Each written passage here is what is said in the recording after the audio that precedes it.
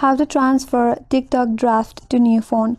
Hi everyone, this is Kate and I'm back with new tutorial, and on today's video we will see how we can transfer TikTok drafts to new phone. So without any further delay, let's get started. First of all, launch your TikTok application in your mobile device and make sure that you're logged in with your TikTok account. Once you're logged in and you will land in your home page, now navigate to your profile page where you can find all your TikTok draft by tapping on the profile icon from the bottom right corner. Once you're on your profile page, now you can find out all your draft. Here you will not have any direct option to simply save or transfer your TikTok draft to new phone, but the alternative way is to simply save this video to your account or post this video privately to your account. Now to do that, tap on one of your draft video.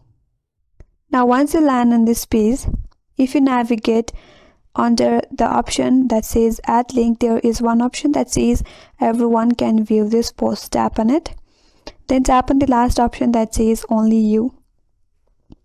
Now once you post this video, it will be saved in your TikTok account and you will only be able to view this post. So simply post it. Now this video has been privately posted in your TikTok account or saved in your TikTok account. Now once you log in with the same TikTok account with another phone, you will be able to find this video on that phone.